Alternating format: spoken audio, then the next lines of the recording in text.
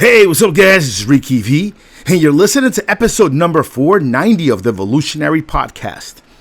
And in this one, we're going to revisit some old episodes, some good stuff, great content. My man Steve is going to be off for just a couple of weeks, but he'll be back doing this show with me in no time. For now, we're going to revisit some of these awesome shows that I'm pretty sure you have not heard. So keep listening and enjoy.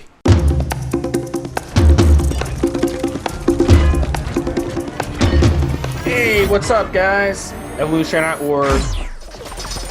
podcast coming your way. Steve Smee, as always. I'm with Rick. What's up, man? Hey, what's up, Steve? What's up, guys? How's everybody doing out there? All right, guys, so we have 5 really fun topics. Let's get into it. First of all, the first one we're going to get into is a question we get a lot, and hopefully we can kind of give you guys some guidance on this. This guy says, my friend said short esters are better than long esters. True or bro science? So let's first talk about, what does that mean? Short esters, long esters. A short ester would simply mean a steroid that's a short half-life, like propionate, for example, has a short half-life. Phenylpropionate has a shorter half-life. Then you have ananthate, cypionate, those are longer half-lives. Undeclinate, decanate, those are longer esters. So basically, the difference would be with the shorter esters, if you're using an injectable, you would have to inject it more frequently. So like propionate, you want to inject every day, every other day. And then cypionate and ananthate, the longer esters, decanate, those you can inject twice a week or once every 10 days, depending on which one it is. So, is it better to inject more often, something with a short half-life that is, kind of builds up in your system and peaks at a quicker and is out of your system quicker? Does it really make a difference? So let's dive into this first. Let me kind of give me my opinion on this. It really depends on your situation. Like, I would give you an example. If you want to run like an 8-week cycle, it really is advantageous to run a short ester, because what happens is you're going to run it. It's going to, even though it's going to be working right away, it's going to peak a lot quicker. So you'll get peak levels of concentration in your blood within 2-3 weeks. If you're running a long ester, it's going to take 5 or 6 weeks. So if you're only running 8 weeks, it makes more sense to run a short ester because it's in your body quicker, peaking, and then once you stop, it's out of your body quicker, so you can start recovering quicker. A long ester, you want to run it maybe 10, 12 weeks. Some guys even go 14 or 16 weeks. And then when you come off of it, it still lingers in your system because it takes a longer time to get out. So, you're talking weeks after your last injection, it's still in your system. So in that case, it's going to take you longer to recover because you're running a much longer cycle. We'll get into the recovery aspect a little bit later. So that's my opinion on that. Depending on how long you're running it. Rick, what kind of direction you want to take on this question to help this guy out? When it comes to the ester, the shorter esters are nice. They have some good parts to them. They have some drawbacks. The good parts that I like about the short ester is that you get more steroid for your milligrams, right? We've discussed this in the podcast before. Propionate, acetate, 100 milligrams of acetate, 100 milligrams of propionate is going to have more active anabolic hormone than if you had the same 100 mgs of anathenate, because the shorter ester weighs less and it comprises a smaller percentage of that total weight. So you get more active steroid. That's good. Also, the shorter ester just starts to work quicker. Anybody that's used trenbolone anathenate with the longer ester or trenbolone acetate knows the difference. Same thing with testosterone propionate. Same situation. You notice the stuff working a lot quicker. So those are the two good things. It works a lot quicker. It's almost like you don't even need a kickstart. It works so fast. And also, you get more active hormone per weight. Now, the drawbacks to the shorter esters are just the injection volume. You have to inject them quite often, and those injections tend to hurt quite a bit. So the shorter esters, you have to inject way more often, sometimes every other day if you really want to, sometimes every day if you really want to get a steady levels. And that can lead you to get burnout from your injections. Once you're on a long cycle and you're pinning every day, every other day, it begins to be a bit much. And you'll know when you get in burnout from the injections because you have this reaction, like this sensation just touching the needle to your skin. And it's funny because the first time I did propionate, I actually looked forward to the shots. I enjoyed the shots. But then after about 4 weeks on this prop cycle, I was just like, damn, another shot. Damn, another shot. I got burnt out on them. And also, you're going to find that the shorter esters are going to give you more injection pain than the longer esters.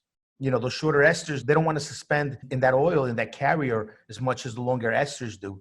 So they're going to burn out. They're going to burn you a little bit more. Even at the depot, as they get absorbed, they're more of a crystalline type of structure than what you get with a very kind of fatty type structure when you have those long esters in there. So it definitely hurts more the injection depot. So that's what I would say the two drawbacks to it are just the injection frequency, which will burn you out. You might have fun at first pinning, but it'll burn you out. And the pain, you know, the pain is unlike the longer esters for sure. At the end of the day, guys, I personally hate the shorter esters. I'm all for the longer esters. I don't care about, you know, the disadvantages. For me, I hate injecting. I hate the pain of injecting. I'm sick and tired of it. So I always go with the longer esters. All things being equal, guys, over the long term, it will not matter if you shoot short or long esters. It's just a personal preference thing. And if your friend said, wow, short esters gave me much better results than long esters, I would say he was probably just using better quality gear when he used a short ester. I've seen that.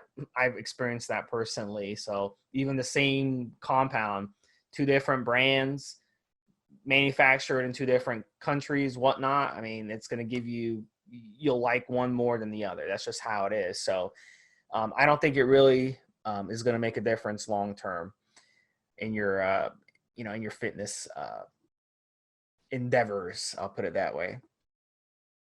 All right, guys. So the next question is prostate. This is a topic that we don't talk enough about as men because the prostate is something, obviously, it's something personal. Nobody likes to go around talking about their prostate with other people in the gym very often. But I will say I'm kind of surprised at some of the conversations people have, you know, regarding their health. But the prostate's very important, guys, because it's one of those things like we can't see. Like you can look in the mirror and flex and see your big bicep and be like, wow, my bicep's improving. My bicep's getting bigger. But your prostate, you're not really going to be able to know if your prostate's getting enlarged or being inflamed or whatnot. Some of the side effects, though, if you are having a large prostate, it's going to be urinary issues. Maybe we go to pee and you're pushing and you can't pee. You have problems. How you pee, like the quickness of getting it over, of urinating. It could affect you in the bedroom. It could affect your performance in the bedroom. It could affect, how you perform, how long you perform, all that stuff. So if you notice anything kind of screwy going on, then you really should be aware of that. And I'll say this, guys, this is kind of scary. I read something where if you're over the age of 50, you already have 1 million cancer cells in your prostate. So if you have an enlarged prostate from abusing anabolic steroids, those cancer cells can explode on you. So you want to keep that in mind. So, why do we get enlarged prostates on anabolic steroids? It's very simple, guys. It's the conversion of the hormones to dihydrotestosterone, DHT, and that affects your prostate, and that will cause your prostate to enlarge. So it's very important, guys, not to abuse steroids. That's what I'm going to tell you. I'm curious, Rick, you're the supplement guru. Is there any supplements out there that you think will help with the prostate? What are your thoughts on the whole prostate thing? Yeah, there are a lot of natural ingredients that help with the prostate. One that's really interesting, and I don't have it in any of my products yet, but I'm researching it for a prostate product that I'm working on. It's lycopene. Lycopene is a really nice product. It comes from tomatoes, actually. And one thing, funny enough, you get more lycopene if the tomato's cooked than you do if you eat it raw. So that's just something to note. But lycopene is nice. And the thing about lycopene is, for example, you have those tiny little cancer cells, say, in your prostate. They may never go anywhere. They might be there for life, and it'll never develop into anything because they don't have steady blood supply. Those cancer cells, they just don't have good supply. They're not normal cells. They're not good cells. So they just don't have a good blood supply. But if they get the blood supply, if they get it, they're going to just grow out of proportion. So there's certain chemicals that your cell uses to basically call, I guess is the best way to say it, to basically call blood vessels into growing in its direction. You know, there are chemicals that your healthy cells can release to have blood vessels begin to grow and feed it. Now, cancerous cells tend to not have or be able to create that signal.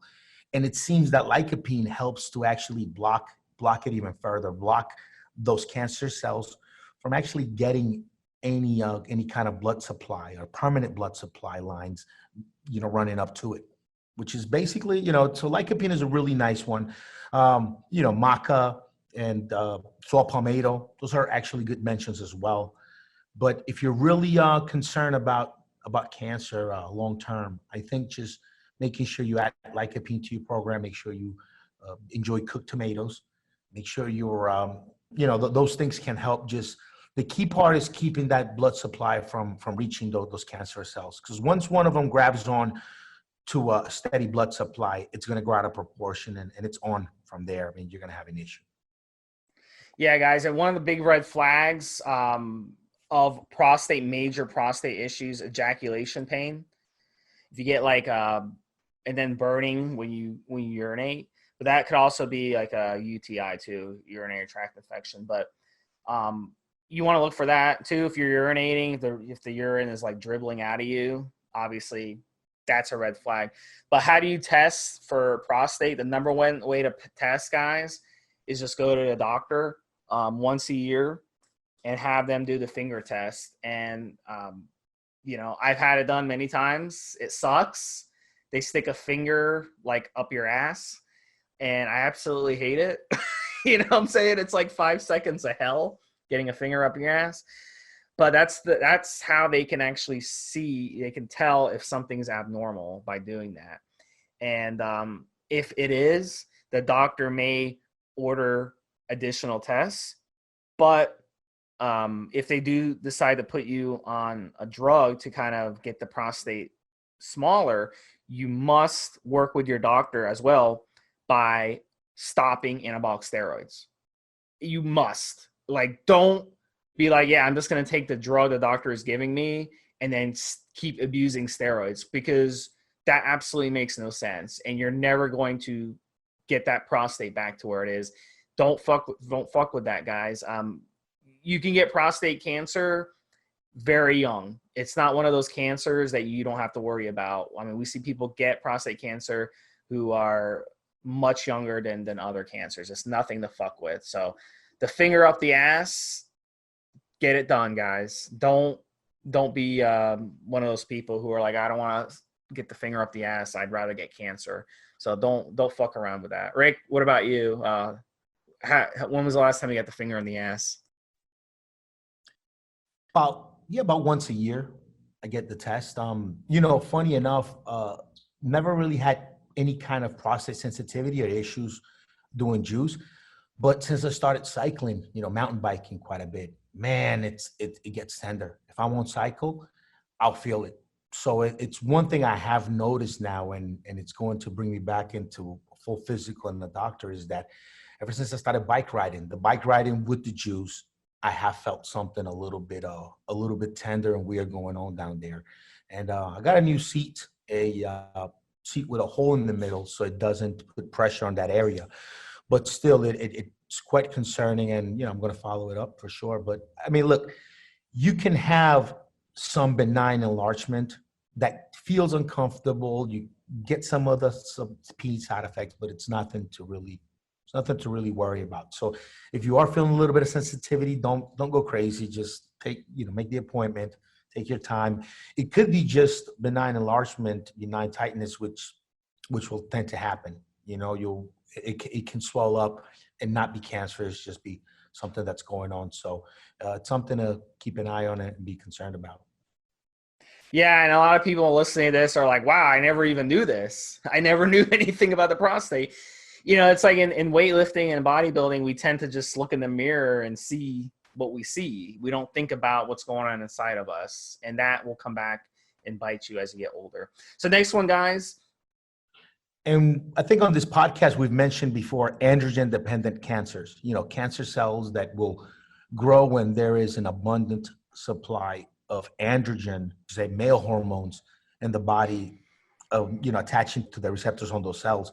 And prostate is one of them. Prostate's probably the big one, the androgen-dependent cancer that you could develop from high levels of androgens that you might not otherwise develop if you weren't juicing. So it's something to note, something to be aware of.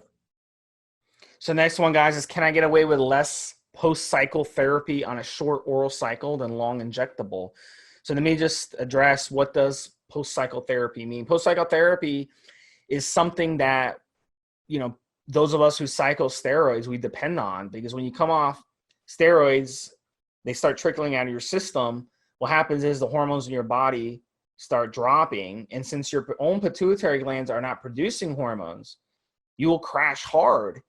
And a post-cycle therapy is very important, because a post-cycle therapy, or PCT as it's called, is your soft landing. That's what you start using after you're done with your steroid cycle, and that will prevent that crash where you lose mood, you lose the motivation to work out, you lose strength, you lose muscle so rapidly. So we want to avoid that. We want a smooth landing. So that is why a post-cycle therapy, PCT, is so important. So is it true that you need a less of a PCT, I would say, when you're doing a shorter cycle? And the answer is yes, you do. Let's say you're doing a 6-week cycle, 4-week cycle oral. I mean, it's in and out of your system quick. You can you can do kind of a mini PCT after that, like low dose SERM, and then run some N2 generate. And that will be plenty for a PCT. But if you're running a long cycle, like 14 weeks, 16 weeks, then you need a much bigger PCT. I would be doubling up on your SERMs. I would be using N2 generate ES extra strength. You want to be very, very open to running your PCT much longer. I would even recommend an 8 or 10 week PCT if you're running such a long cycle. But a short cycle with short esters or an oral, you could probably get away with just a 4 or 5 week PCT. So that's what I've noticed over the years with myself and with my clients when I looked at blood work. So it does help. But also, you guys need to remember, going into your cycle, were you already suppressed? Was your HPTA already struggling? That can make a difference in how you recover as well. Rick, what about you? What have you noticed over the years? What's your opinion on this? Yeah, shorter cycle, you tend to not get as suppressed and come back very quickly from it. I'm at a point now where I'm about to reach 40, and if I'm juicing, I'm either juicing or I'm on PCT kind of year round at this point. And I juice very little. I use very small amounts now just to maintain. But yeah, either that or I'm taking herbals. But and I take every year about 3 months off total to just where I take nothing. Now, when it comes to these short oral cycles, if you're doing a short oral cycle, about 4 or 6 weeks, yeah, I mean, you 2, 3, 4 week PCT is about all you need. And if you have a good, strong enough PCT, you'll even make some progress during your PCT, more progress as you are coming off the steroids even. So yeah, I mean, absolutely. Short little turinabol cycle, 4 to 6 weeks, turinabol, 4 to 6 weeks, maybe winstrol cycle. You're gonna be able to get away with a very small PCT compared to doing, the long esters and all this other stuff. You see, when you post cycle therapy from an oral cycle, once the orals are out of you, which happens within the first 24 hours, you're already recovering. You're taking the meds and you're starting to recover. When you take the longer esters, if you start your PCT, 2 weeks after your last shot, the steroids are still in your system. So you're kind of taking your PCT meds, trying to recover against the steroids still in there, suppressing you somewhat. So even the first 2 weeks of PCT coming off of some long ester injectables, you're not fully recovering because stuff is still flowing through you. Where when you get those orals, they're out of you pretty quickly and you can get to the business of recovering your normal testicular functions after cycle. All right, guys. So our next topic is an interesting one. Is frying food and overcooking food bad for me? So let's talk about what happens when you cook food. Now, what is the problem with people say, well, you know what, this chicken is this many calories, so if I bake it versus just frying it, it's the same calories. It's the same macros, same amount of protein. It's gonna go in my body. That's what a stupid person says, and we see people say that shit all the time. But in reality, how you prepare your food makes a huge difference because your body has a different reaction. So frying and overcooking and charring your food destroys all the bacteria, destroys all the nutrition. You're basically eating a dead food. And we know that charring your food and over frying foods are carcinogenic. That's the first thing they tell people who have cancer, who walk into a cancer treatment center, is they tell them you cannot eat. Be very careful when you barbecue food from now on, because if that food gets charred, then it's carcinogenic. You cannot be putting that in your body. So absolutely, guys, food prep and food preparation is so fucking important, and how you cook your food is so fucking important. I have unrefined organic coconut oil, and that's the key word there, unrefined coconut oil. That's what I cook with. If you cook with refined oils, any type of refined oil, it's the health benefits are just so much more less than cooking with unrefined coconut oil. It's absolutely the best thing. It's come from nature, natural. And that's what I cook with. That's what I prep my food. I never burn my food. I never overcook my food. A lot of people want to argue with me about microwaving food. They say, oh, microwaving food is not a bad thing, whatever. Look, if you have to microwave your food, that's fine. But keep in mind, again, microwaving your food destroys a lot of the nutrition. So again, you want to try to eat as much live food as possible in your body. So when you're cooking meat, bake it very lightly, grill it very lightly. Make sure you're prepping it correctly. The seasonings, the unrefined coconut oil. That's what I recommend, guys. Anything, could be eggs, it can be anything you're cooking. Vegetables, if you're overcooking them, you're destroying the nutrition in those foods, and it will make a difference. That's my opinion, guys. I mean, a lot of people want to disagree with that, and that's fine, because they think like, wow, these vegetables are this many macros, this chicken is this many macros, this beef is this many macros. It's the same thing whether you fry it in hydrogenated oil or you cook it the way I'm telling you to cook it. It's the same macros. That's what they'll tell you, but your body has a different reaction. And how do you feel when you go to a Chinese restaurant and you eat fried food, and their oil? How do you feel afterwards? Do you feel like shit?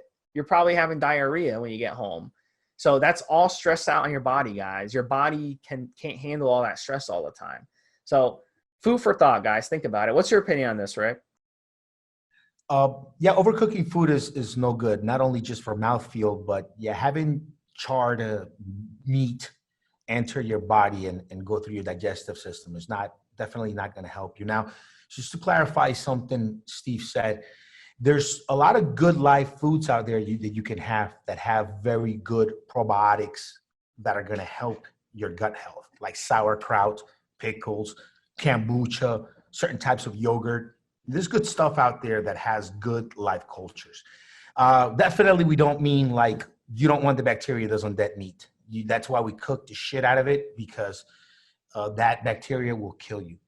But there's good bacteria, good live foods that you can have. Now, you don't need to overcook your meat. Pretty much pork or chicken, it's either done or it's not. When it comes to certain types of fish and red meat, definitely you can play with how cooked you want it or not. But you definitely don't want to eat charred stuff, man. If that stuff going through your system is not good, it's no bueno. So making sure to just cook your foods lightly, enough to kill the bad bacteria, but not enough to create, little pieces of charred meat that you're gonna then ingest. It's just not a good look. The little bit of grill lines on chicken breast or on a steak, neither here or there. It's just very small amount. But when you have like the edges charred up, when you have when you have meat that's black from being cooked, stay away. Stay away from meat that's turned black from being cooked. There's got black spots on it from overcooking. That's just not going to be good for you at all. Guys, at the end of the day, fast food, mall food, restaurant food, okay, it's not good for you. They do overcook their foods, and that's not just the reason why, but the reason they overcook their foods because they're trying to get rid of the bacteria on purpose because they don't want you to get sick from it, like Rick was saying. But I mean, that's not a good thing. So, if you ever go to a restaurant or fast food place and you just go into the kitchen and watch how they're preparing the food, it's so unsanitary. That's why they have to overcook it on purpose because it's so fucking unsanitary back there. There's roaches crawling around. There's rats. There's droppings of all kinds of bugs and stuff. So I prefer, to cook. I'm the best cook. Okay. There's no cook out there who can cook better than me. I'm my own cook. I can prep my own food. I can cook my own food. I don't need someone else. I don't need to pay someone else to cook my own food. So I prefer to do it, guys. But guys, it's so simple. Just go to the store, go to the health food store, buy a whole jar of unrefined coconut oil. It's like $10, and that will last you 2 or 3 months. Okay. You don't even need to use that much of it when you cook, and you can cook whatever you want. Just don't overcook, guys. Baking, a little bit of sauteing in a pan is okay. Those are really good options to cooking your food, but don't overcook it, guys. One good way to cook consistently and not overcook your food, and it's really good, clean, easy, trouble-free way to cook is get an air fryer. You could get an air fryer on the market for a couple $100, and it's been for me probably my most used cooking piece of equipment that I use now. The air fryer is just incredible. You just toss the food in there, set the timer. It will dry your food before it ever chars it. So it's very, very hard for you to char your food on an air fryer. And if it's getting a little bit dry, you can coat it with a little bit of coconut oil. Whatever you're cooking in there, you could put everything from a piece of red meat to a piece of chicken to a sweet potato to a full potato. You can put anything in there. And if you're afraid, and if you want to get a nice little crisp on the outside of whatever you're throwing in there, just coat it with a little bit of coconut oil before you put it in the air fryer. And man, that machine is magical. It's probably my favorite piece of kitchen equipment. And I make everything in that thing. You can throw white button mushrooms in there with some cherry tomatoes, just 10 minutes on high, and man, they come out perfect. So that's probably my most beloved piece of cooking equipment that I've gotten in the last couple of years. Another thing too, guys, is a crock pot. For those of you who you just want to prepare your stuff, throw it in there that morning, set it, then go to work, and then when you get home, you'll have a dinner just sitting for you, and that's another option as well. So there's cooking isn't that hard, guys. And what is it with the laziness out there? Like with people, they don't want to cook; they just want to go eat out. Crackpot is the shizzle, man, for cooking some good food. You know what else is good? If you get a rice pot with a second stage so that you can steam vegetables on top of the rice, man, that's good stuff too. You make some good brown rice. I like to mix brown rice with just whole black rice on the husk. Stuff is black. You can buy it at the supermarket pretty easily. And then on the second stage, it'll have a little stage and it'll catch that steam coming out of the rice, and you can steam vegetables on there. Make a big pot on Sunday night, and you have enough rice for the next couple of days, and steam your vegetables right in there too. It's awesome. So let me add what Rick said earlier about sauerkraut. Guys, make sure it's the raw sauerkraut. And you're probably not going to find that in your regular supermarket. You're going to have to go to a health food store for that. It's going to be refrigerated. Very important that's raw sauerkraut, not the sauerkraut that's next to the ketchup in the aisle at your local supermarket, because that's dead. That's dead sauerkraut. Another thing too, if you are, have leaky gut or Crohn's disease, guys, you do not want to mess around with sauerkraut. That's not a good idea for you. That can really mess you up. So make sure, you don't suffer from Crohn's or leaky gut before you mess with sauerkraut. All right, guys. Yep. Kombucha is also a great product. I love kombucha. Got introduced to kombucha the last couple of years, and it's been awesome. It's like the perfect drink. I kind of always knew I wanted, but never knew existed. It's a bit bubbly. It's a little tiny bit sweet, but not much. It's got just a really nice, refreshing taste to it. Comes in a bunch of little different flavors. It has probiotics in it. I mean, it's really nice. And if you drink up one bottle really, really fast, it's got like a little bit less than 1% alcohol. You feel a little buzz from it for a few minutes after you drink a nice bottle of it really, really fast. But it's great. It's a great drink, kombucha, and it's good for your gut, man. It helps your gut health. It's great, great stuff. Anybody out there, you go pick it up at your store right now. Doesn't even have to be a health food store. Any of the large stores, Walmart has it. Just go pick up kombucha. I like the ginger because it's got a little bit of spice, a little bit of kick to it. So I like the ginger, cayenne pepper flavors. But kombucha is nice, and you can make your own at home. If you grab a bottle of just original natural kombucha without flavoring, and then you go through the process, you've got the seed there of the bacteria in the bottle you get at the store, so that you can start making your own unlimited amounts of kombucha at home, which is pretty easy to do too, by the way, guys. And one more tip, guys, with a crock pot, great idea for you. Not only great for your gut health, but also great collagen is bone broth. And the way you would make that is get bones from the store or whatever. If you get like a T-bone steak or something, eat the steak and then just put the bones in the crock pot for about 48 hours and let it just simmer. And that will make bone broth. And that is one of the most healthiest non-plant-based things you could put in your body in terms of the benefits to your health. And that's something that you should be doing. You should be aimed to be doing that at least twice a month. And it's very easy to make, guys. 48 hours in the crock pot. Very, very easy. All right, guys. Then the final one is a fun one, guys. Best places to meet women. So, I know Rick has some ideas, but let me just give you an example where I met this girl the other day. I was actually on the ocean, and I was fishing, and she was in the ocean just to look at the nature and stuff. And, I was catching fish, and she was just like, wow, that looks awesome. So I was like, hey, you want to try fishing? She's like, sure. I'm like, have you ever fished before? She's like, not really. So I kind of started teaching her how to fish. And, I hooked the fish for her and I let her bring it in or whatever. And she lost the fish. She's like, oh, I'm so sorry.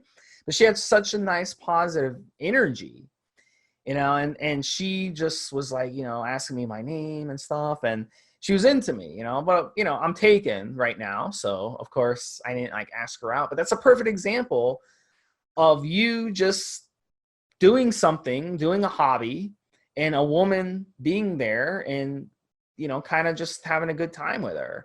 And that's a great opportunity to meet a woman. That's a perfect example of just meeting a woman. And she was a very cool chick. If I was single, I would have definitely asked her out to dinner. I could have been just like, hey, hey, you lost my fish. Now you have to let me take you out to dinner. And she would have probably been like, all right, here's my number. So that's a great example, guys, of women are everywhere. Just do something you enjoy doing, and you might run into a woman. And, just joke around with her and have a good time. And women love that. Women love just a guy who's himself and confident. And one of my other fishing buddies, after she left, he actually came to me and he's like, I thought you were with that girl. I thought you knew that girl. I'm like, dude, I literally just met her a minute ago. And he's like, wow, he's just blown away. He thought I knew her because we had such good chemistry and stuff. Just having a good time together, so that's a good way to meet women, guys. Just doing what you love to do every day. How about you, Rick? What's an idea? Ideally, you'd want to be in a situation where you don't have to kind of chase and try to find women. You could somehow, and it's not easy for most guys, but somehow arrange it so that they kind of have to come to you. I mean, there's several ways to do that. I mean, look, one easy way is just you could become a photographer, just amateur photographer, and just do it on your part-time, and you'll meet tons of women. Training, sports. I mean, there's just a lot of different ways to become the center and have women need to reach out to you for whatever reason. So that's good. If you can arrange that into your lifestyle, then you're good to go. If not, acquaintances, people, being introduced, I found is probably the most effective way to meet women, is being introduced to women. Like if you have a girl that maybe put you in the friend zone, right? It happens to guys. She puts you in the friend zone. So you go, all right, bitch, you put me in the friend zone. Well, I'm going to go through your social, see what cute friends you put pictures up with. Then I'm going to ask you to take them out one day so I can meet them. You know, just that bold. So you have a girl that you know and she friend zoned you, and but she says you're great or whatever, whatnot. Then introduce me to some of your friends. Then so since you're not interested. Same thing with your buddies. You know, your buddies, they might have a girlfriend or friends, and they have friends. Really being introduced. It's probably so. Those are probably the two best ways to meet women: is have them come to you for one reason or another, and then you're always have a steady supply of new people to meet or get introduced. And you can be very bold and say, hey, this girl in that picture from last Christmas, what's her name? You still talk to her? Hey, we should go hang out with her one day. You know, if you're already in the friend zone, fuck it, right? Or if you just have acquaintances or friends or whatever. And then obviously, you know, the Don stuff, like walking up to a girl you've never met and, you know, Casanova type shit, just talk to her and get the number. I mean, I guess you can do that, but that's kind of weird and hit or miss because you never know who's doing what in their life. So that's really not something I tend to do, which is, you know, like cold drop on a girl and try to get her number on the spot. I try to get introduced or have them come to me for one reason or another, which tends to work. That's it. Yeah, that's hard to do just going up to someone. I'll tell you why. A lot of women, they're very, very scared if you do that. They're like, because they don't know anything about you. We live in a social media world. We live in a world where you can meet someone online and look them up on Facebook, look them up on Instagram, whatever social media, and learn about them. You can learn, is this guy, you know, a fucking pedophile? Is this guy married? Is this guy has a criminal record for domestic violence? You know, et cetera, et cetera. That's the world we live in, guys. So a woman, you just going up to a random woman and talking to her for like a couple minutes and then just boom, like ask her out. You know, it's going to be hard on her. You know, put yourself in her situation. Like, just imagine if you had a sister and some random guy went up to her and asked her out. You know, wouldn't you be scared, like, to let your sister go on a date? But the interesting thing is, like, violent crimes and rapes and all that stuff is lower today than it was when we were younger. Rick and I actually grew up during the 80s and 90s. That was the serial killer peak, you know, worldwide. Now, you know, it's hard to be a serial killer because they'll catch you after your first murder. Now they have cameras everywhere and DNA and all that shit. You know what I'm saying? So they ruined it for the aspiring serial killers. Huh? Yeah, there's cameras everywhere for sure. Yeah. So damn, you can't do that now. But like, we grew up in that time. So women, you know, are, you know, I'm saying the parents today, they're helicopter parents. They raise you to, you know, be very, very scared. Don't talk to strangers, blah, blah, blah. Like, you can't do that shit. Like, if you're playing basketball on the street with a kid, they're going to think you're a fucking predator. It's not like it was 30 years ago, you know, or remember Dennis the Menace? Dennis the Menace would go to his neighbor and hang out with, you know, with the neighbor and at his house and watch TV, whatever. You can't do that shit anymore. Back to the Future, Marty went to hang out with Doc. Nowadays, if they made a movie like that, the guy would be a fucking predator. It'd be like a gay movie about some old guy fucking some teenager. So, I mean, it's time to change. So you don't want to, you know, put women on the spot like that. So I think a really good place to meet girls is like yoga. Yoga is a perfect example because you're outnumbered in yoga. It's 80% women, and they're beautiful women. They're women who keep themselves into shape. They have a really good lifestyle. You know what's the best way to meet women in yoga? If you're the instructor, it goes along the lines of what I said. Make them come to you. Yeah, if you're just a good yoga instructor in good shape, you'll see so many women throughout your day, half naked, most of them, that, I mean, you'll get it. Look, the best way to meet women, I think, my opinion is work on yourself, be good and successful yourself in something, and have them come to you for whatever reason. You know, whatever it is. Yoga, perfect example, Steve. Yeah, but you can go there and take the classes. You won't get it as good as if you're the actual instructor, you know? Yeah, I mean, it's true. Like, if you're the instructor, just be like, hey, come, anyone has a question, come see me after class. And she's interested, she's going to come and talk to you guys, so.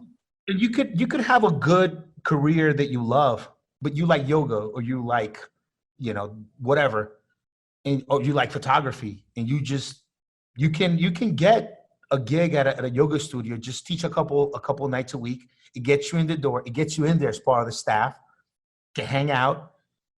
If you're really talking about meeting women, right? Same thing with photography. Everybody wants photos, so it's just do it. It's bottom line, if that's what we're really talking about here, right? Meeting women, try to find a way to make them come to you is the best way, and then you can feel them out and see which one is interested, which one is not. Blah blah blah. It's probably better than trying to meet random women at some places and trying to pick up numbers and all this stuff. If you can't manage any of that, get introduced. That's the best other way. Yeah, at the end of the day, guys, really, if you're really serious and you're about dating and stuff, every option is an option. At the end of the day, online dating, I don't have a history with that very much. That's something that I may have tried, a few years ago, a couple times. But a lot of you younger guys, that's the way of life now. Everyone is online. Everyone's doing the apps and stuff, but don't overdo it on that. Don't have 6 different dating apps and talk to 50 women a day. You're not really serious, but kind of put yourself out there. Every option, guys, on the table, whether it be meeting a girl at the gym, meeting a girl at yoga, online dating, whatever, meeting a girl through work, meeting a girl through friends. If you keep all your options open and you're not ridiculously picky about what you're looking for, you will meet plenty of women. My last advice, guys, is, don't just say, I'm only going to date this race or this ethnicity or this religion or this height or this hair color or this eye color. When you do that, you're eliminating women. If the girl is perfect for you and you have great chemistry physically and emotionally, it does not matter. Any of that shit does not matter. It's silly to even, act like that. You're eliminating people unnecessarily. And we see that all the time. I have examples. Women are notorious for doing that. They complain they can't get a guy. And then you're like, oh, what are you looking for? He has to be this height. He has to have this color hair. He has to be this skin tone. He has to have this religion. He has to have this or that. He has to drive this car. It's ridiculous. So don't be so damn picky, because that's only going to handcuff your endeavors out there. But guys, I'm all for any option on the table. Don't just be I refuse to do it this way, because you're only just eliminating your chances. You know what? I don't know, buddy. Maybe you're friends, but I don't know too many guys that are that selective. I think most, at least dudes I talk to, they only have one type, and that is non-ugly. And even then, that could be a compromise. So I don't know, maybe people but as far as I know, man, as long as she's beautiful, no matter what color or shape she is, you're gonna pay attention and try to pick up. But yeah, I think just non-busted is probably the criteria, right? Or do you have a lot of friends that are like, oh man, she's gorgeous, but she's a little too tall for me? Dude, I've heard every fucking story. I had a guy actually on this podcast we interviewed, was a bodybuilder a couple of years back, and I was talking to him about, he's a younger guy, and I'm like, oh, dude, you live in this place. There's so many Italian women. He's like, oh, I don't like women with curly hair. I'm like, okay, you don't like women with curly hair. So she's a beautiful woman, but she has curly hair. You're not gonna, be interested. It's like, dude, come on, dude. Maybe a girl with curly hair broke his heart, and it reminds him of her. I don't know, dude. I can't really see any straight guy, single, has a chance with a girl and she just happens to have, I don't know, bro. Maybe, I don't know. It's all good. All right, guys, look, we appreciate you guys listening to the show. Submit your questions. We will read them on the podcast. Steve Smee, and as for Rick, hit me up on the forum, Steve SMI. We will talk to you guys next week. Have a good one. Have a good one, buddy. Have a good one, Steve. Have a good one, guys.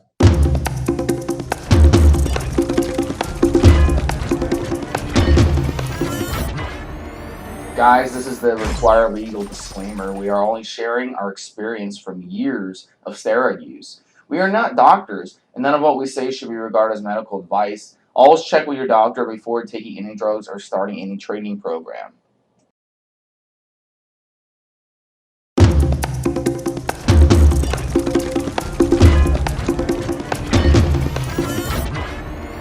Evolutionary Org podcast coming your way, guys. This is number 321. We have another Q&A episode coming your way. Steve Smee here, and Rick, as always. How you doing? Hey, what's up, Steve? What's up, guys? How's everybody doing out there? All right, guys. So 5 great topics, guys. We're going to have a lot of fun with these, as always. And we're going to get into the first one. So the first one is an interesting one. Let me pull up the question here that he wrote, and he's over 50. We don't really talk about over 50, but we have a lot of listeners that are over 50 or that are approaching 50. That's great. You're halfway through your life when you're at 50, right? So he wants to know, what's a good over 50 beginner steroid cycle? And, first of all, if you get some guys, they don't start using steroids till they're over 50. Some guys get a late start in fitness. Some guys have been in fitness a long time. They just never got around to using steroids or PEDs. So they want to kind of get into it, and it's just not reserved for the younger guys. There's plenty of guys who are over 50. If you go to some of these bodybuilding shows, there's plenty of guys in their 50s, 60s, even 70s that are competing, and they're on the sauce. And we have plenty of guys on our forum who are over 50 as well. We have at least one moderator who's over 50. So let's get into this, Rick. What's a good over 50 beginner steroid cycle? What do you think about this question that came in? All right. Well, if we're talking about a guy who's in his 50s, or going into 50, and he hasn't been a big steroid user, because if you've been a big steroid user, you don't need me to tell you what will work. You should know by now, right? But if maybe you've only done 1 or 2 cycles and it's been a decade since the last time you juiced and you're going to get back into it, look, start with blood test, see what your estrogen is at. Maybe you need to lower your estrogen a little bit. Take a testosterone booster. Start with that if you haven't done so before. Try mines into Generate. Go to hcgenerate.com. hcgenerate.com. Check it out. And just give that a shot. Lower estrogen and use the testosterone booster. See if maybe just shifting that balance between lowering estrogen, lowering sex hormone binding globulin a little bit, and just reactivating, just trying to get more life out of your latex cells. See how that works naturally. And if you still need a little bit extra help, if you still need a little bit of some extra androgens in your system, synthetics, then probably start off with the creams, which is our next part. Start off with the creams. Make sure you get some good DHEA cream. There's DHT creams out there. Make sure you get testosterone cream. There are different creams out there just to add a little bit. Now, if you do those things, if you boost natural testosterone a little bit, lower estrogen a little bit, lower sex hormone binding globulin a little bit, which are usually pretty high when you're older, and you raise your own natural testosterone production, maybe add a little bit of a cream, you're putting yourself now in the realm where you actually can build some decent muscle and get some tightness to your look, to your body. And you're not really on a real crazy cycle, and you're not really doing anything that serious at that point. Obviously, the next step up from that is maybe swap out the cream for injections and get on TRT, and make sure you get human growth hormone. If you're over 50, make sure you get a couple of IUs of human growth hormone every day. That's my plan. I've saved my human growth hormone use for my 40s and 50s. I didn't burn that out when I was young. So now that I'm heading into 40, now I can use some human growth hormone and peptides now and go that route. So testosterone, human growth hormone, some estrogen management, boosting your own natural levels. If you're 50, you want to take the herbals, because the herbals are going to help you enhance the whole testosterone experience. They're going to help with some of the mechanics of the erection. They're going to help, and especially tribulus is going to help the way your brain feels with that new testosterone. The tribulus just tends to make your brain more receptive to those androgens, plus everything else in the HC Generate. So just make sure to give that a shot. And that's all you need. If you're over 50 and you're just now getting started on steroids. And look, I'll tell you this, by the way, guys out there, there is an exception to the 5 to 8 year rule that I talk about on this podcast, where I tell people you should not touch steroids unless you've been training for 5 to 8 years natural. If you're 50 already, look, as long as you made the lifestyle change to make the gym a part of your life, to make clean eating part of who you are, just throw the sauce on top of it. As long as you're giving yourself at least a year of just good, healthy, clean eating and good habits as far as training consistently, just throw on the sauce, man. You're 50, you don't need to train 5 years. Just give it a shot if that's what you want to do. Matt, as a matter of fact, I think steroids really, as you get older, your decision to use them should be a lot easier. See, if you're in your 20s, if you're in your teens, 20s, even early 30s, really think about that shit. You don't want to use this stuff. It might have some side effects later down the line, 20, 30 years from now. And plus, your body's already making plenty of testosterone and human growth hormone and the things you need. So the decision is a lot harder. But as you get into your 40s, late 40s, 50, 60, what? It might do something 20 years from now. What? So what? Your testosterone is already low at that age. So add some more. Steroids in older forms really make a really big difference for you. It's a lot bigger difference for a guy who's 50 shooting 200 milligrams of testosterone per week than a guy who's 25 shooting those 200 milligrams of testosterone per week. The guy who's 25 might shoot the 200 migs and say, this ain't shit. The guy who's 50 might shoot those 200 migs and say, oh my God, this changed my life. So as you get older, I think that the decision to pull the trigger and do steroids should get easier. I mean, what are you worried about? I'm telling you guys that as I go on. Now, I've been using steroids my whole life. And as I said, human growth hormone. I tried it here and there, but it's not something I've stayed consistent with. Now it's going to be something I'll probably be adding a few months out of the year now, hopefully, if I get good quality stuff and I can afford it, right? I'm going to try. But now it's time to mess with it because now I'm getting to that age where it's really lacking. So human growth hormone, estrogen management, testosterone.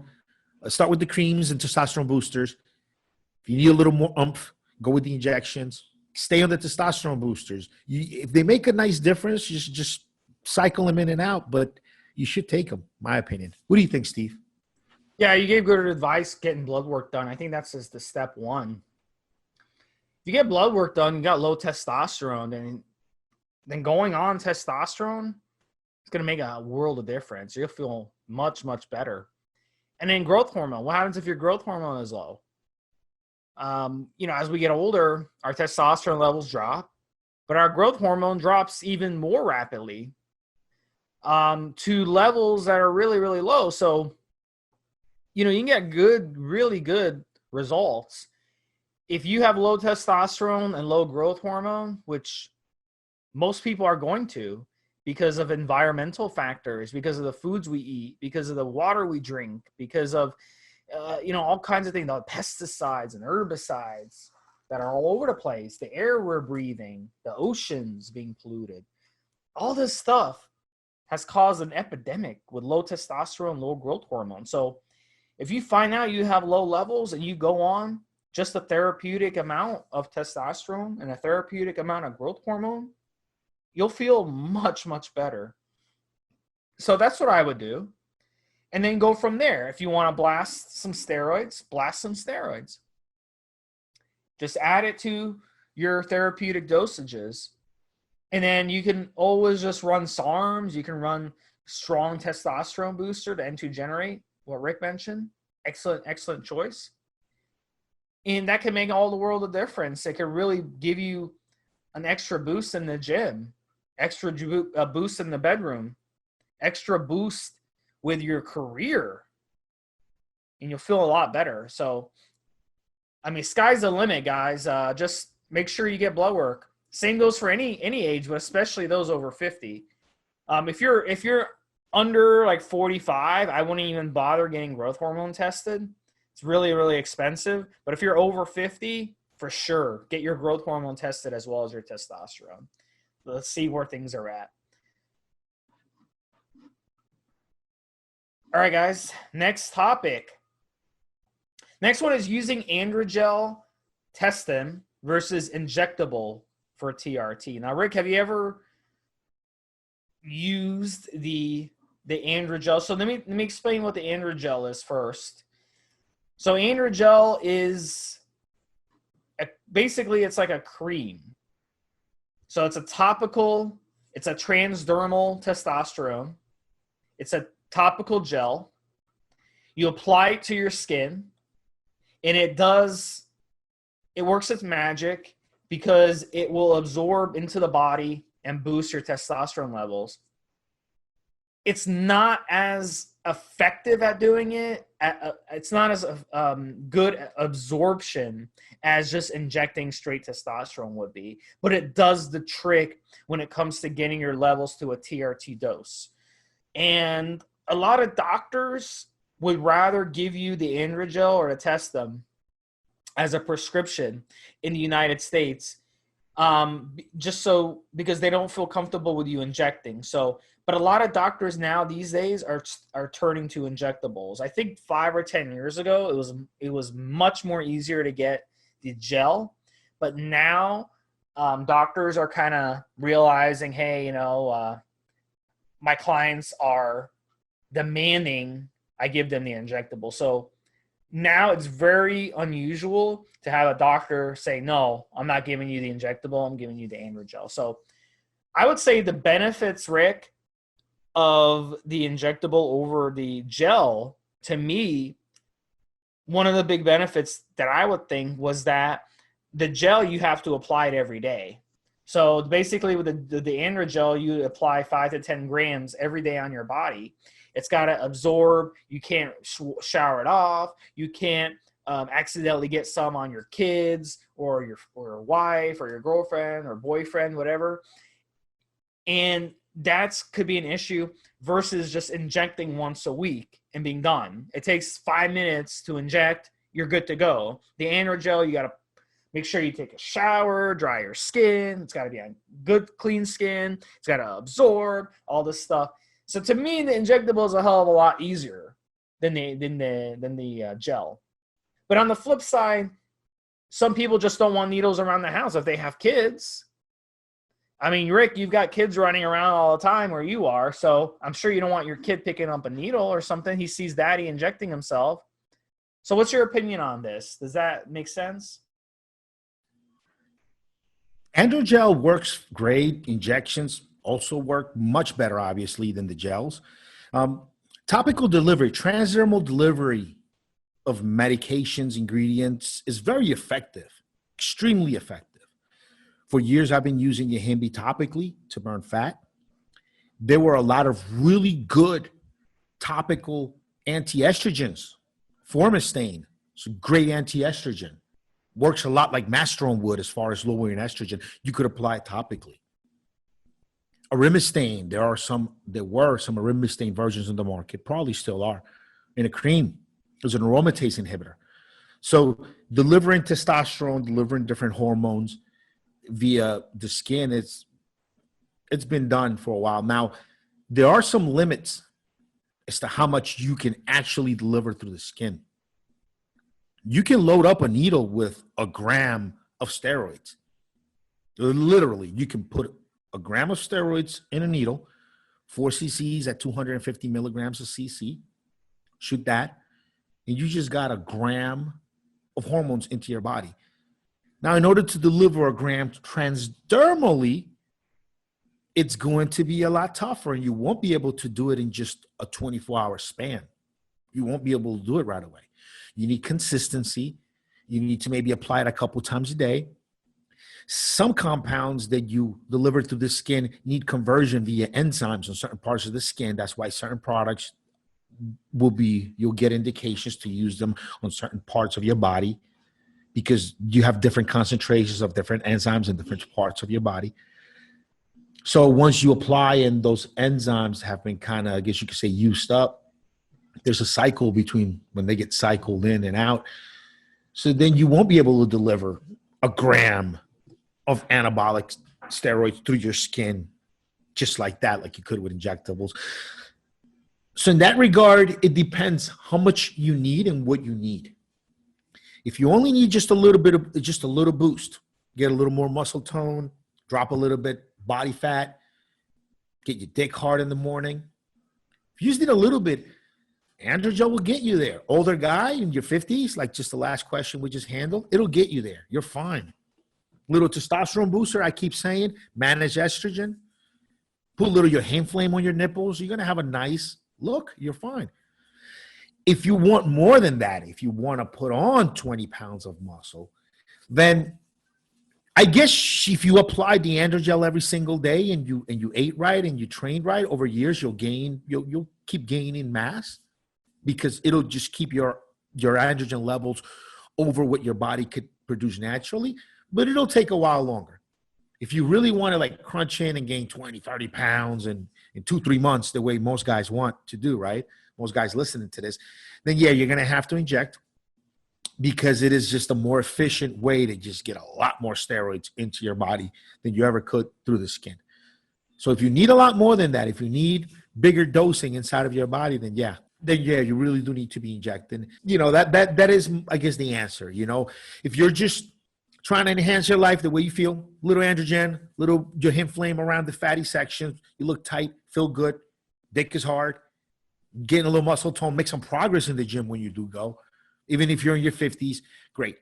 If you want to put on more mass, if you want to put on faster pounds, androgen won't get you there. You can't deliver enough. Go with injectables.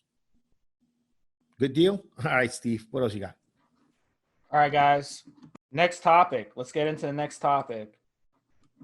How to stay motivated to lift right now. This is a really good one. We discussed this on prior podcasts a couple times, but circumstances have changed since we last talked about it. How, Rick? Right now, like a lot of people are going through a tough time. In the United States, I read something that if you make under $40,000 a year, 40% of people are now unemployed. So it's hard to, I always view the gym as something that, things are good in your life. You have, you want to better yourself. You got everything square. I like to go to the gym and just, be able to relax. And then now it's like you're scared to go to the gym. You're scared to pick up something. And then not everybody is being polite in the gym. Everybody is wiping. Not everybody is wearing a mask. Not everybody is washing their hands. So how do you get motivated? Gyms are opening up all over the place. My gym actually just opened today, believe it or not, Rick. My gym opened today. And I'm not motivated to go, man. So, I'm more motivated just to stay home and work out. Why should I go back to the gym? And the thing is, the gym environment is something that's really, really wonderful.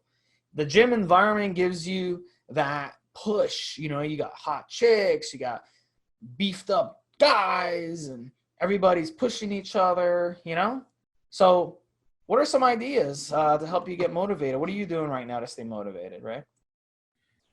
Steve, it is unfair for me to even answer this question because I'm in the fitness industry. I do this podcast, right? We have 2 episodes a week. Now I'm doing the Elite Fitness podcast. Do that once a week. I run a supplement company. I'm always posting on Facebook. By the way, guys, if you're not following me on Facebook, then you're missing out because I'm going to post all of the podcast episodes there, updates. I'm always posting content. Go to rickyvrock.com. That's RICKY, V is in victory, ROCK.com. And you can follow me and check out some of the other content. So it's really unfair for me to answer that because it's my life. It's my lifestyle, staying in shape, keeping my stomach tight, keeping my body dry, experimenting on myself. I'm doing a Anavar run right now because I'm going to write a little pamphlet for guys on Anavar only cycles. So I'm logging my progress. And then by the time I'm done with this little Anavar only run that I'm going to do, I'll be able to offer some nice content to people. So my personal situation through all this, staying in shape, getting to the gym, and I'm not even going to the gym. I got my weights at home, obviously, right? But just getting my training done, making sure that I don't slip up on my diet. This is just what I need to do for work, for what I do. And hopefully maybe I can inspire other people. Hopefully if you come out, follow me on Facebook, check out the other content, stay with this podcast. Maybe you'll stay focused on the goal. Maybe you'll stay focused on keeping your body strong, keeping your mind strong. I don't know. I think I can't answer it because I'm already motivated. This is what I do every day. And for you guys out there listening, just keep watching, listen to this, keep working out at home. If you don't feel good about the cooties at the gym, just work out at home, but keep training. Go for a run, keep training. Don't stop training. Don't stop exercising your body. It's fine if you don't want to go to the gym. That's okay. It's not okay if you don't want to train. It's not okay if you don't want to push yourself. It's not okay if you don't want to push yourself to exhaustion. Get some endorphins moving through your system. That's not okay. That's not all right. So yeah, I mean, look, if you don't want to go to the gym, don't fucking go. Lift some weights at home, do some calisthenics, just keep training. Keep training, and that's it. What do you think, Steve? I think some ways that you can get motivated is by buying some new shoes. How about that one? Buy some new workout apparel. That can get you motivated. How about some music? Music is very motivational. That's why they put music in movies, especially in if you watch like action movies or movies where guys are working out. Remember the Rocky movies? They always have the little workout montage, and they have the motivational music, stuff like that. I'll give you some meathead talk for getting motivated. This is what you do. You get yourself a little book, a little journal. You don't need to buy a new one, just whatever you got laying around. Take a picture of today. Start writing the date, measurements, weights, everything. If you got a caliper your skin, pictures. Grab your shit, whatever you got in your cupboard. If you need to order some stuff, then order it up. And just see what you can do in 4 weeks with your body. Clean eating, clean diet. See what you can get. See how far things can get you. Give that a shot. That'll get you motivated. Track your progress, put together a good program and track your progress all the way and see how that does for you. That's a good way to get motivated. See what supplements you got, get some stuff, put a program together. Pictures, take pictures every day. That'll get you motivated. I think if you track, if you take pictures, if you got a program, if you got supplements you want to take, got this Anavar cycle, adding your hand flame, taking Entuslin, obviously taking Entugar with it, added HG Generate ES is a testosterone booster for it. With my little 50 milligrams of Anavar per day, we'll do a little 4-week run. We'll see how many points I can dial back on my body fat, and if I can put on some extra mass at the same time, just give that a shot. That motivates me. Getting all my shit together, getting all my products together, getting all my gear together, running it, logging it, talking about it with my friends, coming back on a podcast and discussing it with you and the guys on the forums. You saw the pictures. I posted the pictures of the stuff on the forums, on Facebook too. That gets you motivated. Just put a program together and do it. Run it. That'll get you off your ass real fast. If you come on the forum and start a thread or like a log and just track your progress, put up pictures, say what you're doing, that will kind of keep you motivated because now everyone else is going to be pushing you on the forum. It's kind of like peer pressure. So that really works. And it's a good way for you to kind of have a diary without having to actually write stuff down like in a book. You can actually come on the computer and type out a diary every day and kind of keep the progress up. So I think that's a really good idea.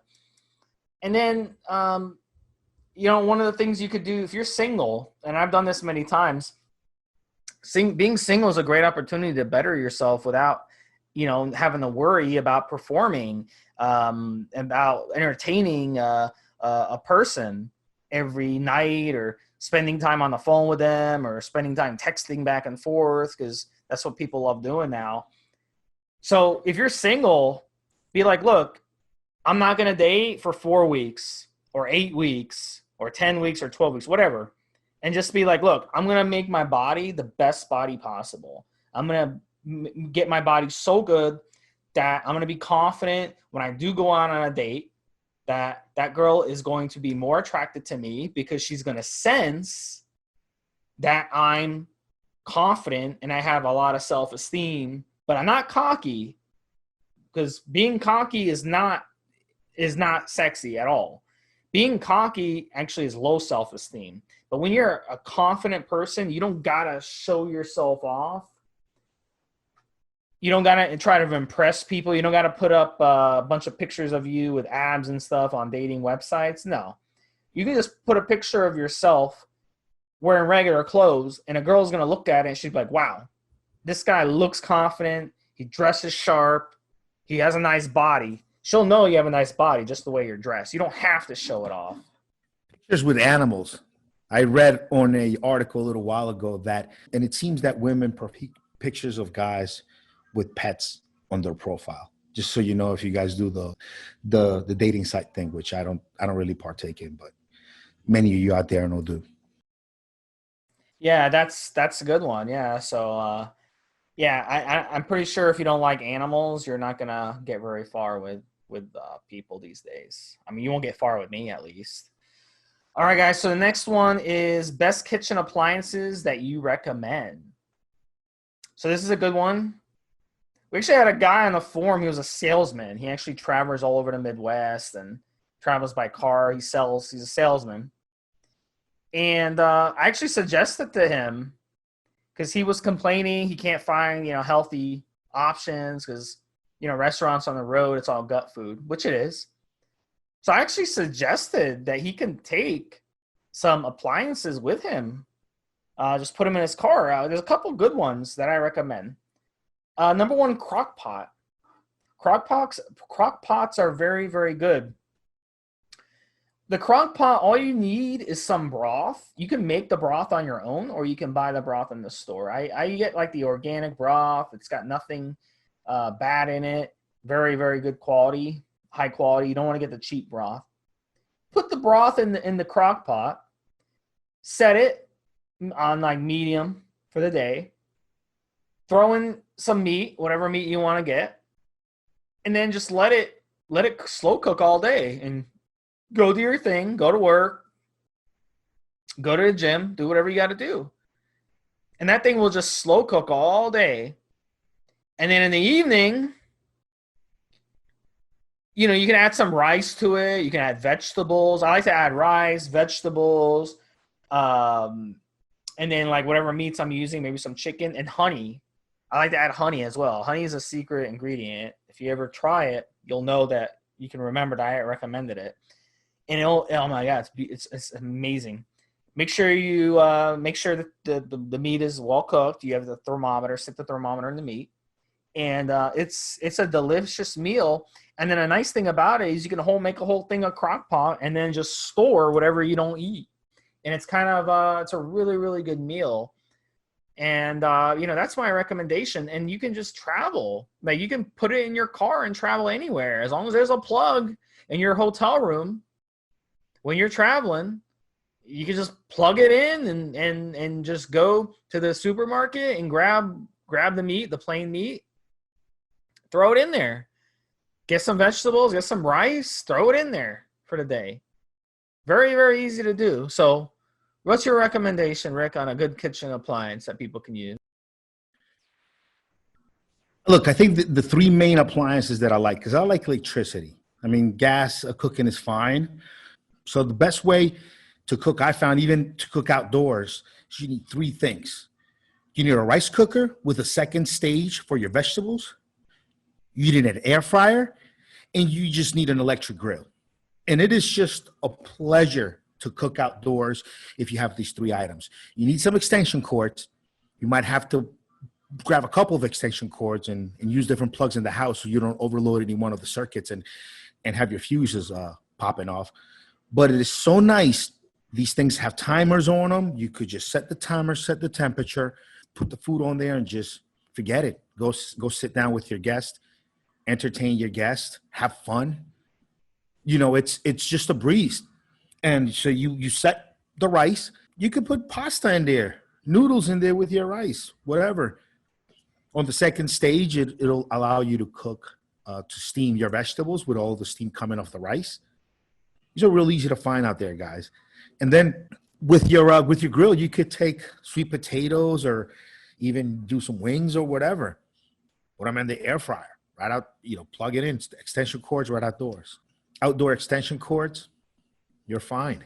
Just make sure you have outdoor grade extension cords, obviously, right? And just make sure that if you have sweet, let's say if you're doing some sweet potatoes in the air fryer, you want to take the sweet potatoes, you're going to cut them up in sweet potato wedges. You want to slice them up, throw them in a big bowl, and wet them up, and just make sure you slather them with coconut oil. Throw your salt and your spices on there, whatever you like to do, and then throw them in the air fryer. As they cook, some of that coconut oil is going to fall off of them and go into the catch pan right in the air fryer. So what you want to do is every several minutes, you want to stop for a minute, take out the wedges, throw them back on the big bowl where you slathered them in coconut oil. Drop some of the coconut oil that fell off of them. You got to tilt over the catch pan and just bathe them in the same coconut oil that was coming off of them with your spices and your salt, and throw them back in there. Do that a couple of times. They'll be nice and toasty outside, and they'll just basically be fried sweet potato wedges in coconut oil on an air fryer, and they taste delicious. And again, your meats, you set your temperature. It's just so nice to use electricity and cook and forget. And I know you said kitchen appliances, and I'm talking about outdoors cooking, but these two, my air fryer and my rice pot, they stay on my kitchen shelf all the time. These are everyday use items. My electric grill, not so much. I do end up cooking a lot with gas, just because the stove is there and I had a gas stove to begin with. Even when I do outdoors, I don't like doing gas outdoors. It's just electricity. Just so much nicer. Set it, forget it. When you have an electric pan and you're cooking meats and stuff on it, you don't have this issue with grease flaring up and charring your meat. You can control your temperatures. And if you have a well-designed a flat iron where you're cooking all your meats, it'll drain all the juices out into a safe place. You don't have open fires. It's just a really nice, pleasant, convenient way to cook indoors, outdoors. Just air fryer, electric rice cooker.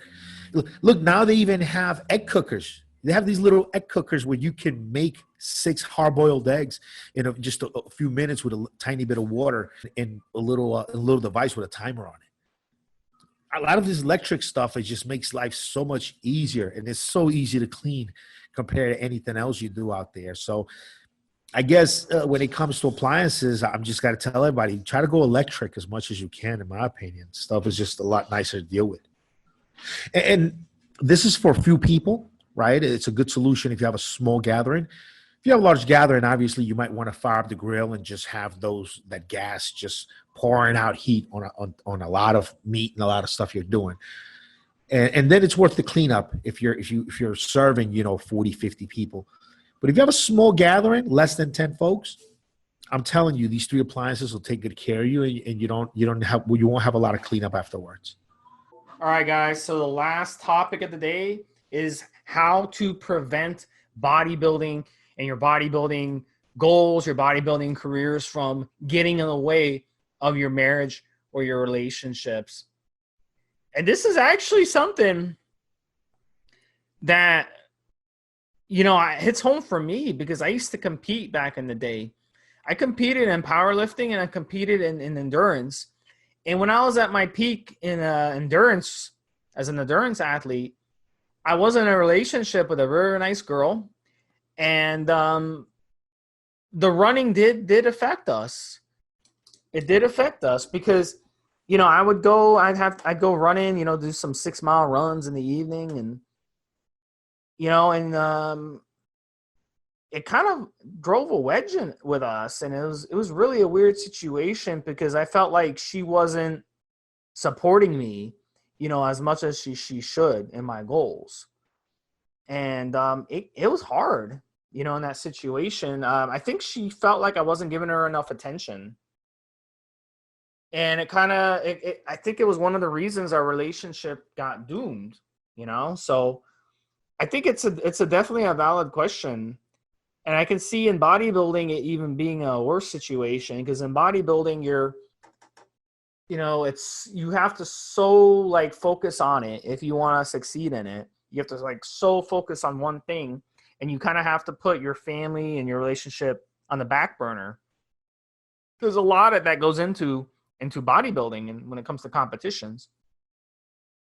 So, I mean, I could definitely see this as like a valid question.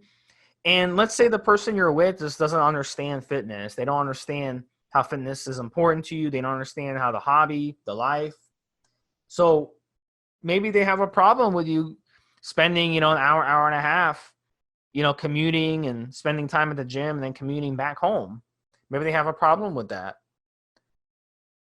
So it hasn't been a big problem for me in the past, but I could see how it could affect people, and it's been a problem, once or twice for me. So I'm bringing in Rick here. Do you think that that's been an issue with you? You're pretty conservative guy though, because usually you date like women who are, not as career oriented and who don't mind you, monetizing fitness and putting in a lot of time in fitness and stuff, right? I'm very independent. I've always been. So I kind of do the things that I know I need to do, and kind of expect things to just harmonize with whomever's in my life.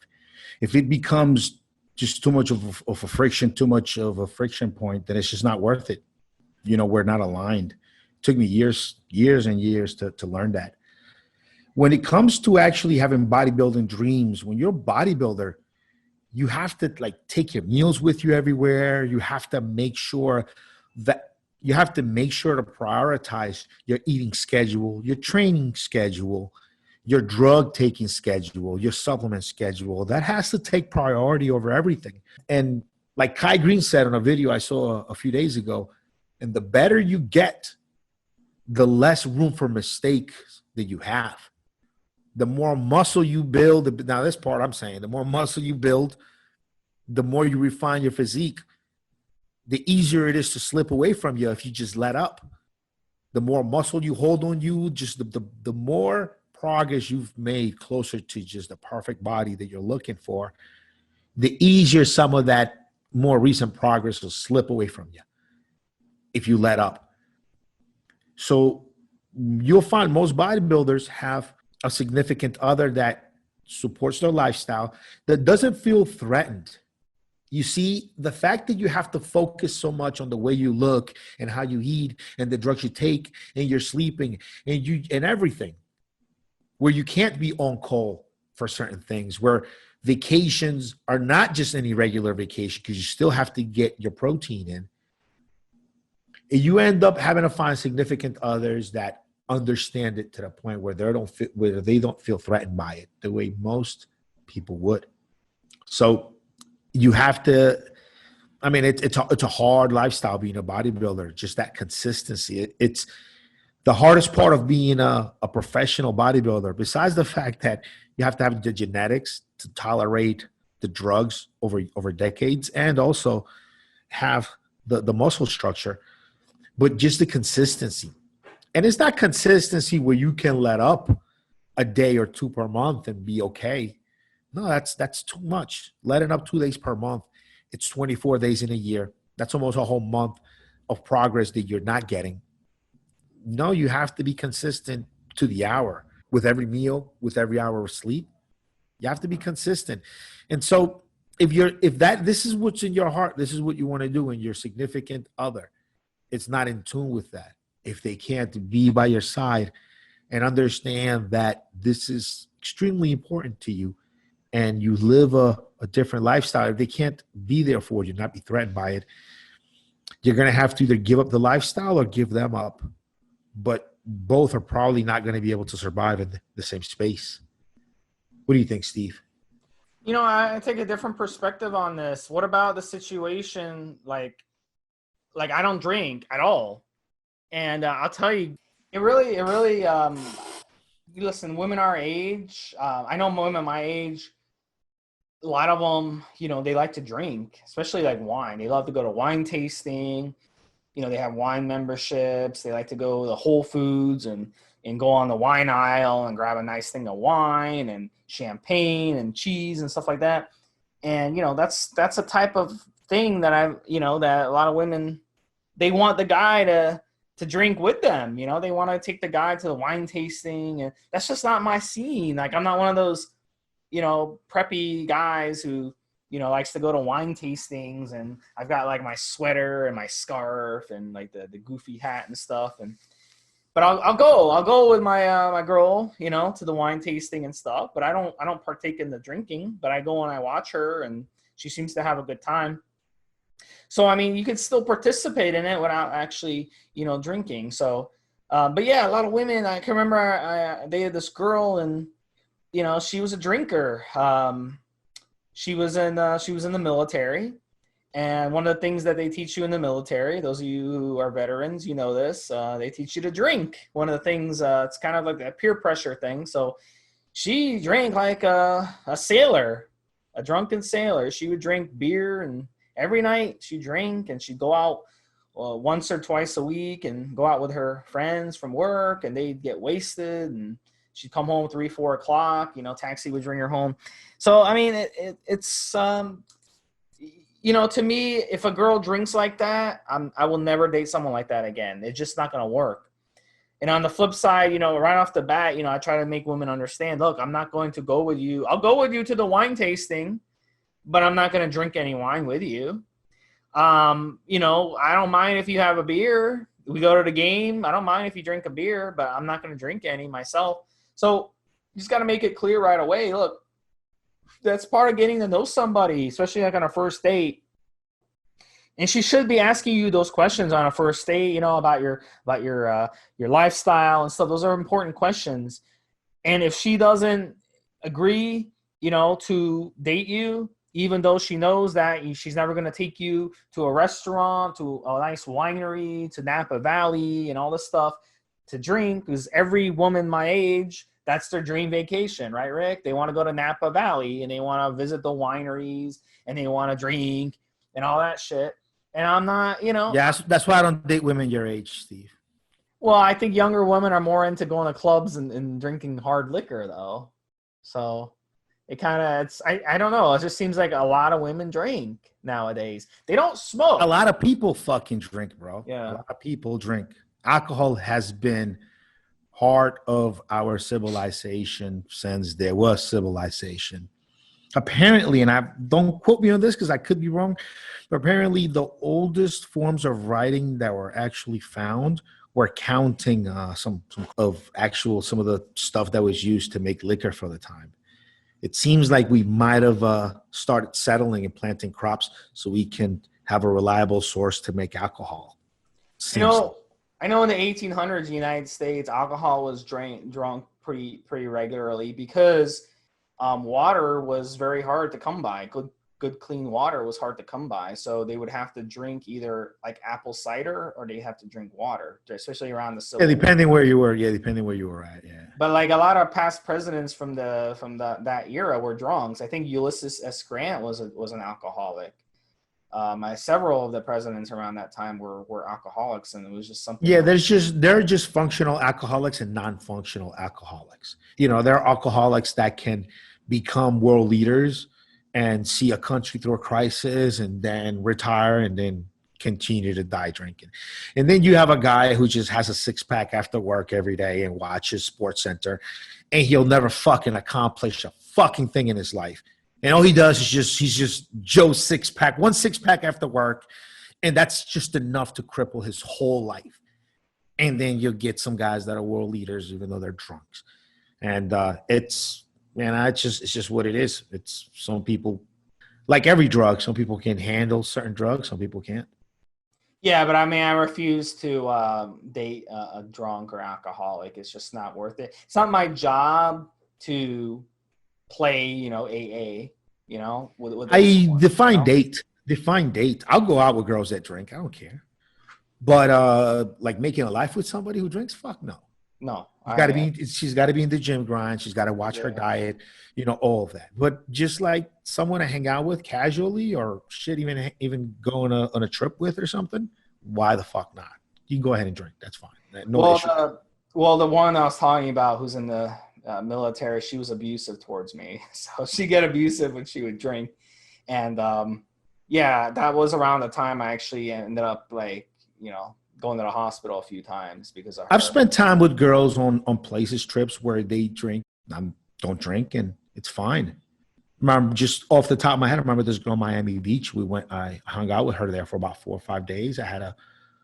There's a business associate I used to see in Miami Beach, and she went with me this time. So had my meeting. It's only one day, but stayed 4. And she drank all 4 nights. I hung out with her. We'd already intimate, so it was fine to be intimate with her when she was drunk because we'd been intimate before when she was sober. It's fine. But it was cool. I hang out with her. We'd get to the hotel, make love. Next day, she was like passed out. I'd get out of the room, go get my cardio in, go lift my weights. I mean, what you can do in a hotel with what they got. And then, by the time I was like already almost halfway done through my day, some emails answered and everything, she was just rolling out of bed, feeling nasty. It's great because I felt like I had almost half of the day to myself. You know what I mean? It was cool. I just didn't sleep a lot, only slept 4 hours, but as long as you're not intoxicated, sleeping 4 hours is fine. You just get up, go get your training done, get some work done, get shit done, and before they're rolling out of bed. I don't mind it at all. Obviously, I'm not going to make a life with this person, but just to have just a pretty sweet thing to have him in bed while you're here on a business meeting / just quick weekend getaway, why the fuck not? And going to listen, and it's pretty fun actually. If you're like me, just a happy person, you go to a club where people are gathering and they're all drunk. It's kind of cool. It's like you're invisible. It's like you got superpowers. You're like walking in between people, listening over conversations, watching people do weird stuff. It's something else. It's cool. So I guess that all depends on the context of, they say there's how does that old saying go, Steve? That cliche. There is the right girl and the right now girl, right? So it depends how serious you're taking things and how involved this person is going to be in your lifestyle, whether them being a social drinker or just a fucking alcoholic, if that really matters, One of the red flags, I once went out with this girl. We met up for lunch. It was like 12 o'clock, and she was drinking like hard liquor already. Like it was like 12 o'clock. So that was like a red flag that this person they need. Red flag is in what? And it's in like, okay, I'm probably not gonna take her to meet my mother. Or red flag is in like, oh shit, I better get some condoms because she's gonna want to fuck today. Like red flag is in what? So I mean, red flag is we're dealing with like an alcoholic here. She's got to be drinking hard liquor at 12 o'clock noon. Yeah, I mean, and again, just imagine what she's gonna be drinking at 7. Yeah, I wouldn't want her waiting for junior after school. Definitely, yeah, probably not. Yeah, probably wouldn't want her waiting for junior after school. No, not driving junior home. You mean? Yeah, no. But would I mind her laying next to me tonight? Not a big deal. It's fine. It's not an issue. Why? Why not? You know what I mean? It's fine. I mean, it depends. Again, it depends the context of things, right? Well, my morality makes me reject. Get the fuck out of here. Womenizing. You're a woman. If you got a map of the world and you got like tags and you stuck a tag on every city that you hooked up with a girl, Miami Beach, talk about Miami Beach, the Bronx, Vegas, California, Colombia, Argentina, Venezuela, what other countries? Fucking That's China. all the plugs that I know. Just say that. That's all. We run out of tax if we had to do that. We're actually going to do that in the next podcast. I'm not. Just cut it out, man. You're gonna make people at home think that you're serious. Come on, man. Cut it out. All right, guys. Listen, Evolutionary Org, guys, keep the questions coming. We hope we answer your question. I don't even remember what the question was on this, but I don't know. We ended up talking about something totally different. Yeah. Went down that rabbit hole. We appreciate you guys listening, guys. That's the fun part about this podcast. We just we improv it. So we have another episode next week coming. We have another compound episode. We have another Q&A. So check it out. All right, guys. Steve, Smee, and Rick, have a good one. Have a good one, Steve. Have a good one, guys.